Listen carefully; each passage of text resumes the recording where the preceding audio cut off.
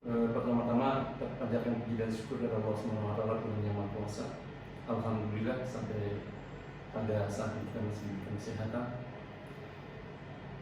Mohon izin yang terhormat seluruh anggota dari tim penilai internal Kementerian Hukum dan HAM Republik Indonesia dalam rangka evaluasi terhadap satuan kerja yang diusulkan untuk meraih predikat WBK dan WBBM di tahun 2020. Oke, pada kesempatan ini kami dari FPK atas nama Palangkaraya akan memaparkan, menjelaskan tentang 6 area perubahan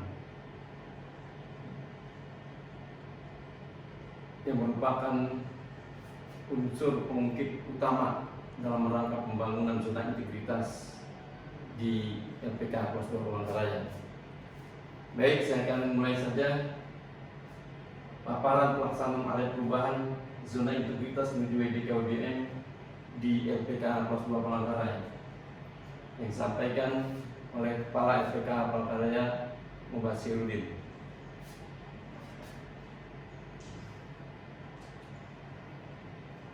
Sebagaimana telah ditetapkan 6 pengungkit utama dalam rangka pembangunan zona integritas di satuan kerja yang terdiri dari sebagaimana yang terdapat di dalam layar ini.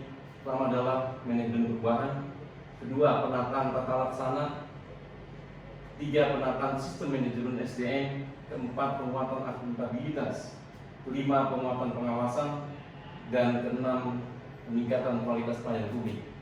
Baik, saya akan menjelaskan secara ringkas dan padat dari 6 area perubahan pembangunan zona integritas di LPK Kelas 2 Palangkaraya dan pelaksanaannya di kegiatan tugas pokok dan fungsi sehari-hari.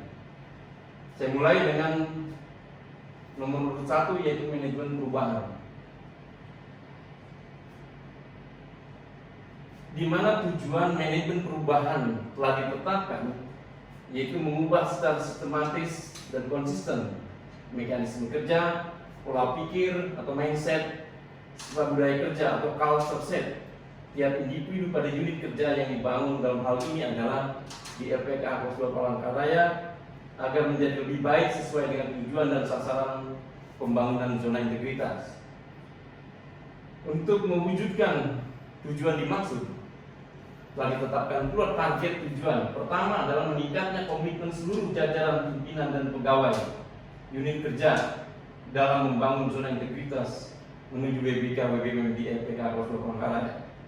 Yang kedua, terjadinya perubahan pola pikir dan budaya kerja pada unit kerja di LPK Kelas 2 Palangkaraya.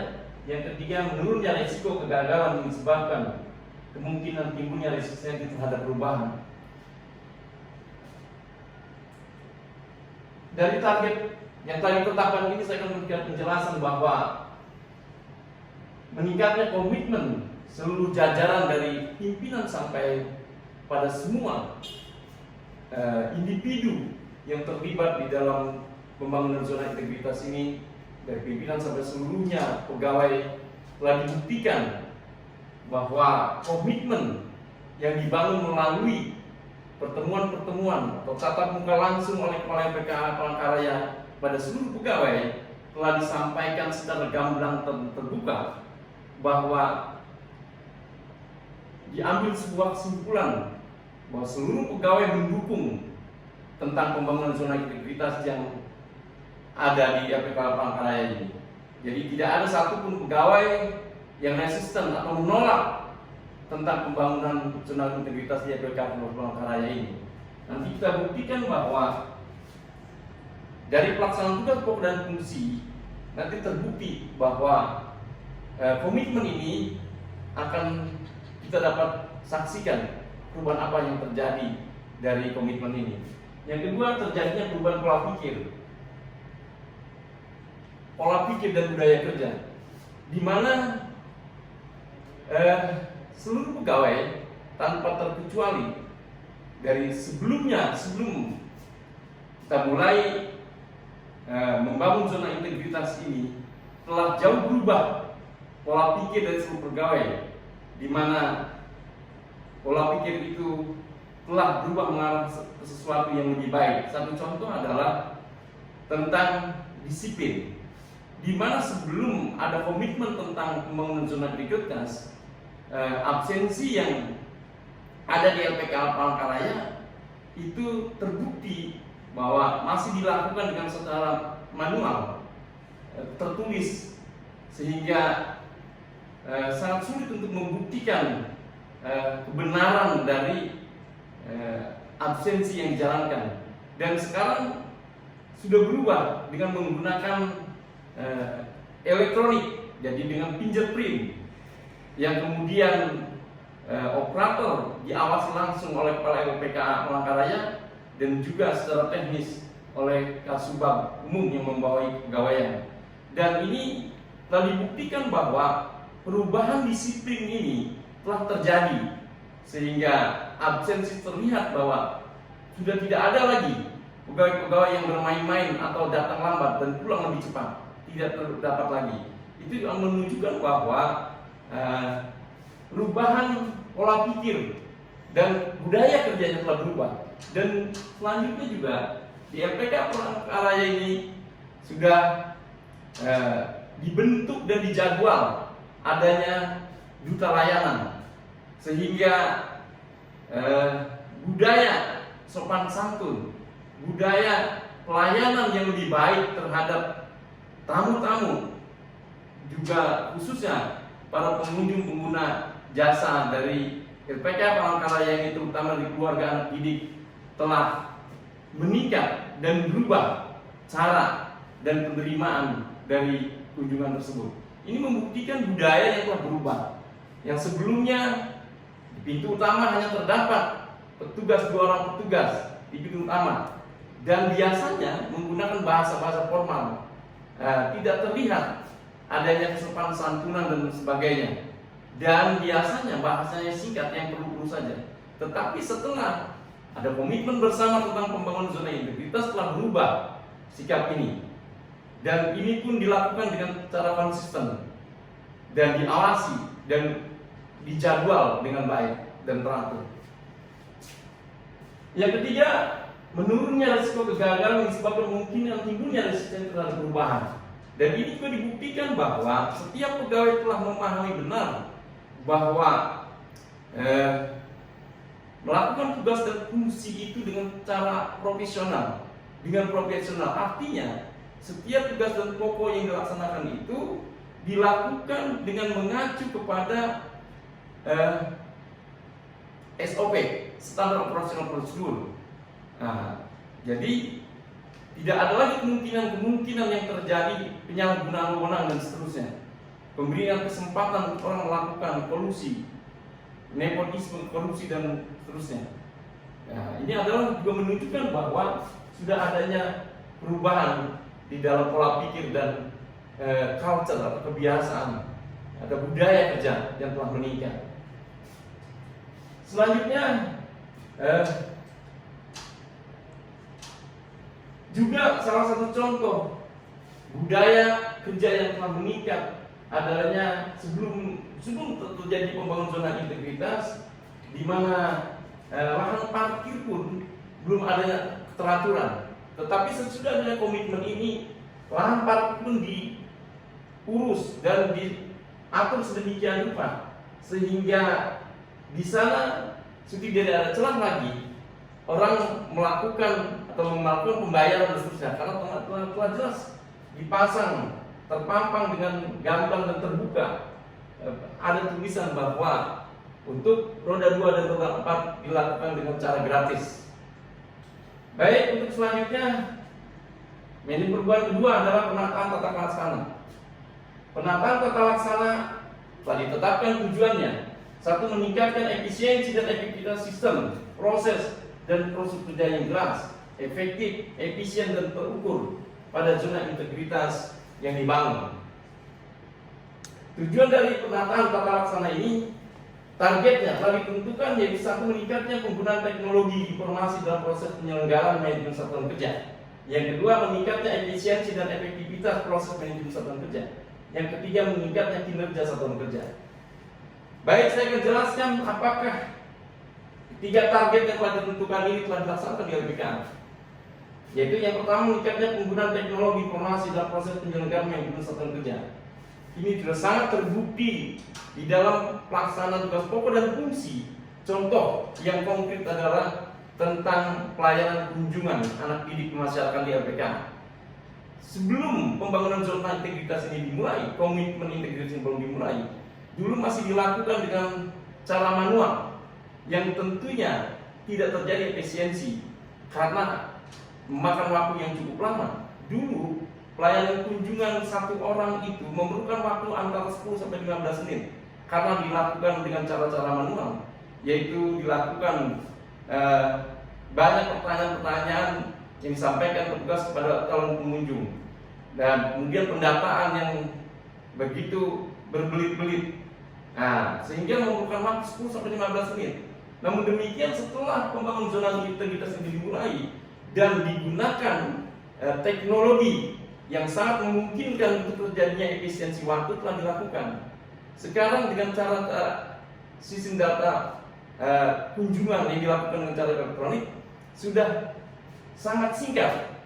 Kunjungan pertama kali dilakukan cuma 1 sampai 2 menit saja, dan kunjungan berikutnya cuma hanya menunjukkan identitas atau misalnya KTP yang bersangkutan atau identitas lain, dan kemudian setelah ditunjukkan langsung sudah mendapatkan giliran kartu kunjungan. Hanya memerlukan kurang dari 1 menit yang semula 10 sampai 15 menit. Ini membuktikan bahwa setelah pembangunan zona integritas ini dimulai, komitmen bersama tentang pembangunan zona integritas ini sudah meningkat, dan target telah dilaksanakan. Target pertama telah meningkatnya penggunaan teknologi informasi yang menyebabkan terjadinya efisiensi waktu. Yang kedua, meningkatnya efektivitas proses manajemen satuan kerja. Di dalam proses penerimaannya pun layanan ini juga sangat singkat karena hanya memerlukan untuk kunjungan pertama data-data awal saja. Berikutnya sudah sangat singkat. Jadi orang tidak lagi merasa bosan dan jenuh untuk melakukan kunjungan dalam rangka menunggu dan sebagainya. Yang selanjutnya, meningkatnya kinerja satuan kerja. Ini jelas dari urutan secara kronologis proses-proses yang dilakukan sudah pasti akan meningkatnya kinerja, dan meningkat kinerja itu dibuktikan dengan kepuasan pelayanan publik. Oke, untuk selanjutnya,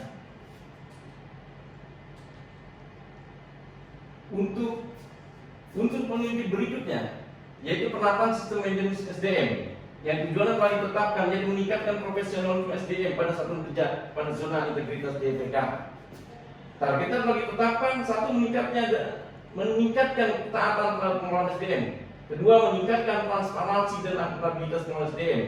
3. Meningkat dan disiplin SDM. 4. Meningkat dan efektivitas manajemen SDM. 5. Meningkat profesionalisme SDM. Di dalam pengelolaan sistem manajemen SDM di LPK Palangkaraya ini sudah dilaksanakan.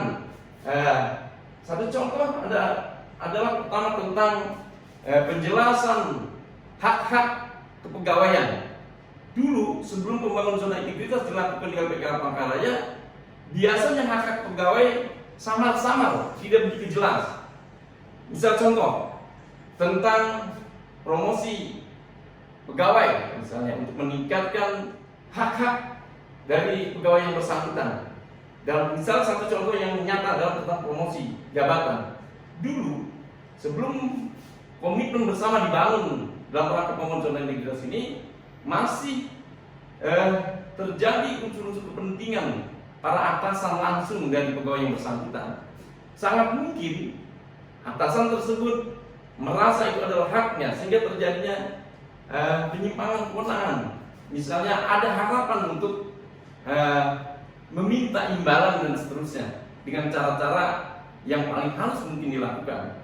Tetapi setelah komitmen bersama dibangun, semua hak-hak pegawai telah dijelaskan secara terbuka dan gamblang melalui pertemuan langsung ataupun dengan penjelasan tertulis misalnya. Nah, ini telah dilakukan di LPK Palangkaraya. terutama diambil inisiatif oleh pimpinan atau kepala LPK Palangkaraya untuk mengumpulkan seluruh pegawai dalam rangka penjelasan semua hak-hak pegawai dan kewajiban, hak dan kewajiban yang telah disampaikan secara terbuka dan jelas. Jadi dengan cara-cara ini sudah tidak memungkinkan lagi adanya KKN di LPK Kelas 2 Palangkaraya dan tidak mungkin lagi terjadi gratifikasi dan seterusnya. Demikian penjelasan tentang penataan sistem manajemen SDM di LPK Kelas 2 Palangkaraya. Dan kemudian juga petugas-petugas yang melakukan tugas pokok dan fungsinya di bidang masing-masing ini, khususnya di bidang kepegawaian, telah secara profesional. Artinya semua pekerjaan tugas pokok dan fungsi itu dilakukan sesuai dengan SOP yang telah ditentukan. Selanjutnya adalah 6 area perubahan urutan keempat, yaitu akuntabilitas kinerja. Pada area perubahan ini telah ditetapkan tujuannya, yaitu meningkatkan kapasitas dan akuntabilitas kinerja satuan kerja. Dan targetnya telah ditentukan. Pertama, meningkatnya kinerja di instansi pemerintah. Yang kedua, meningkatnya akuntabilitas instansi pemerintah. Di dalam akuntabilitas kinerja di LPK Kelas 2 Palangkaraya ini telah juga diterapkan dengan sungguh-sungguh dan baik. Satu contoh, sistem pertanggungjawaban semua tugas pokok dan fungsi dibuktikan melalui peningkatan dan dibuatnya inovasi di bidang ini, yaitu telah dibuatnya aplikasi yang disebut dengan SAPA. SAPA yaitu sistem akuntabilitas pembinaan anak didik. Inovasi ini dalam rangka menunjukkan bahwa semua tugas pokok dan fungsi itu dapat dipertanggungjawabkan dengan baik sesuai dengan perintah yang telah ditetapkan. Yaitu inovasi ini menggunakan aplikasi WhatsApp. Nah, isinya sistem yang dibuat oleh tugas LPK Kelas 2 Palangkaraya dalam rangka peningkatan akuntabilitas ini, yaitu penyajian seluruh bentuk pembinaan yang dilakukan di LPK Palangkaraya diberikan informasi melalui aplikasi yang disebut SAPA kepada semua keluarga anak didik yang ada di LPK Kelas 2 Palangkaraya. Dan kemudian juga kita menyediakan kolam untuk tanggapan atau respon dari pemberian informasi ini. Dan ini sudah dilaksanakan dan responnya rata-rata adalah respon yang baik dan ucapan terima kasih dari pengguna jasa ini, pengguna layanan ini. Ini menunjukkan bahwa di LPK Kelas 2 Palangkaraya untuk akuntabilitas ini telah dibuktikan bahwa kerja yang dilakukan bukan hanya sekedarnya saja, tapi terus dilakukan perbaikan-perbaikan dalam rangka peningkatan akuntabilitas atau pertanggungjawaban tentang tugas pokok dan fungsi. Selanjutnya, unsur pengungkit yang kelima, yaitu penguatan pengawasan. Yang tujuan telah ditetapkan, yaitu penguatan pengawasan bertujuan untuk meningkatkan penyelenggaraan organisasi Kementerian Hukum dan HAM yang bersih dan bebas kolusi dan nepotisme. Targetnya telah ditentukan: pertama, meningkatkan kepatuhan terhadap pengelolaan keuangan negara. Dua, meningkatkan efektivitas pengelolaan keuangan negara. Empat, mempertahankan predikat PTP dan BPK atas opini laporan keuangan. Empat, menurunnya tingkat penyalahgunaan wewenang. Dengan singkat saya akan memberikan penjelasan tentang penguatan pengawasan ini. Dan ini telah dilakukan dan tim kerja koordinator bidang dan anggota-anggota telah melakukan dengan baik, yaitu dengan melakukan check and recheck pada setiap bidang tugas pokok dan fungsi, apalagi yang berhubungan dengan tugas para koordinator bidang. Ini telah dilakukan sehingga hasil dari penguatan pengawasan ini telah terbukti bahwa semua tugas pokok dan fungsi yang dilakukan di LPK Kelas 2 Palangkaraya sudah tidak ada lagi kemungkinan atau kesempatan atau peluang untuk melakukan terjadinya gratifikasi atau kepentingan-kepentingan tiap individu pegawai. Itu terbukti bahwa semua pelayanan yang ada yang hubungannya dengan masyarakat pengguna dari pelayanan yang dilakukan dengan LPK Palangkaraya dilakukan secara terbuka dan transparan dengan menggunakan elektronik, dengan menggunakan teknologi.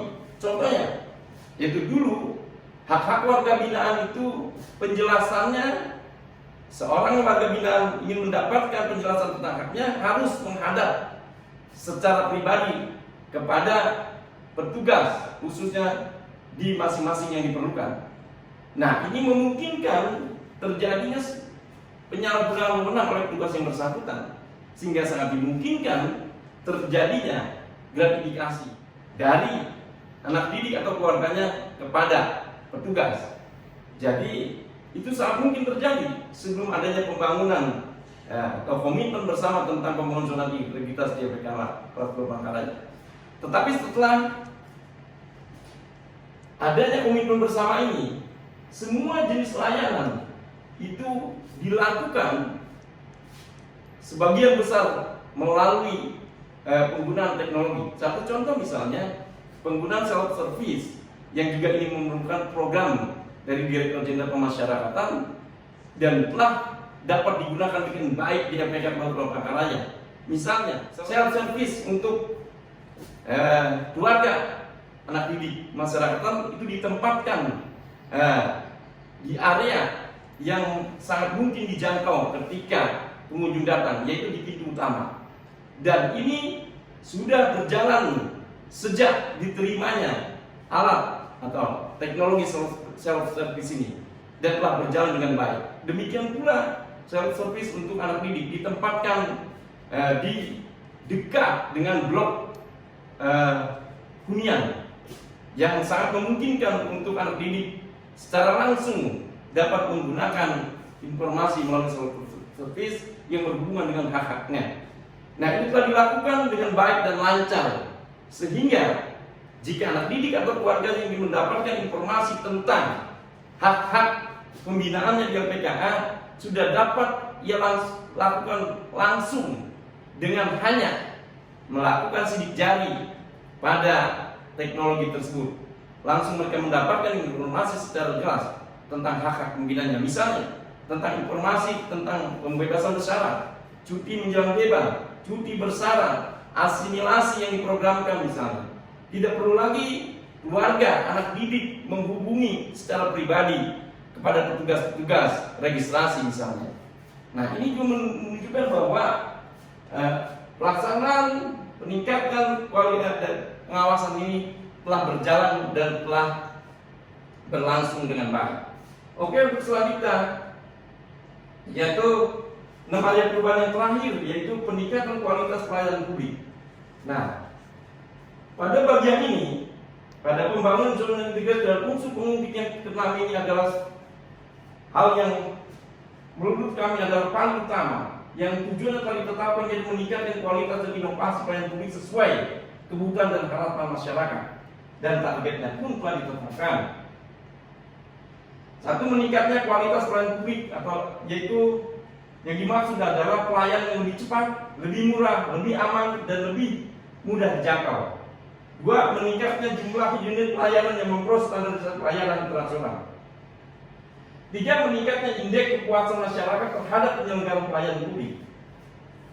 Nah, pada bagian terakhir ini, unsur pengungkit yang keenam, peningkatan kualitas pelayanan publik, dibuktikan bahwa di LPK Palangkaraya telah berjalan dengan baik, yaitu dibuktikan dengan kesungguhan para petugas yang berhubungan dengan area pelayanan publik di LPK, yaitu dengan diciptakannya atau dibuatnya inovasi aplikasi pelayanan yang lebih baik yang disebut dengan inovasi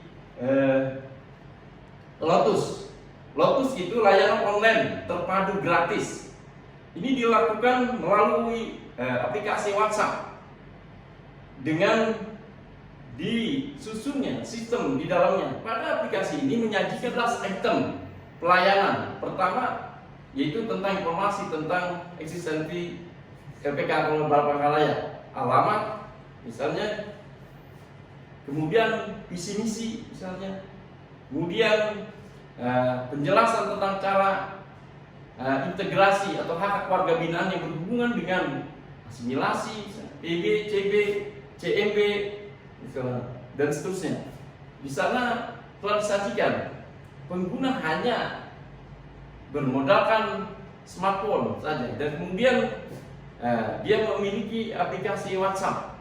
Kalau belum di-download misalnya, kemudian dia memasukkan nomor yang telah diberikan oleh petugas RPK Pangkalaya dalam hal ini yang berhubungan dengan inovasi ini. Nomornya telah diberikan kepada semua keluarga anak didik yang ada di RPK Pangkalaya. Mereka tinggal mengaktifkan aplikasi WhatsApp, kemudian mengklik nomor yang telah diberikan. Maka di sana tinggal digunakan dengan cara yang paling mudah. Dia kata apa saja yang dia masukkan pasti akan terbuka aplikasi ini, dan kemudian apa saja yang dia perlukan dia tinggal mengetik apa yang dia perlukan dari 11 item yang disajikan. Nah, ini menunjukkan bahwa peningkatan kualitas pelayanan publik telah dilakukan di RPK Kabupaten Palangkaraya, dan kemudian juga di sana diberikan kolam untuk memberikan masukan-masukan, pesan dan seterusnya misalnya. Dan semua ini kemudian apabila ada pesan atau masukan-masukan atau tanggapan-tanggapan negatif yang bermasalah, itu segera akan diselesaikan lewat tim yang dibuat di RPK Kabupaten Palangkaraya untuk menyelesaikan, dan kemudian hasilnya akan diinformasikan kembali kepada masyarakat yang menggunakan layanan ini. Ini membuktikan bahwa peningkatan kualitas pelayanan publik telah dilakukan dengan sungguh-sungguh di RPK Kabupaten Palangkaraya. Demikian saya kira pada kesempatan ini yang dapat kami sampaikan. Mudah-mudahan apa yang kami sampaikan khususnya berguna dan menjadi bahan koreksi bagi kami, dan juga mudah-mudahan dapat memenuhi permintaan dari tim penilai internal Kementerian Hukum dan HAM. Demikian, terima kasih. Assalamualaikum warahmatullahi wabarakatuh.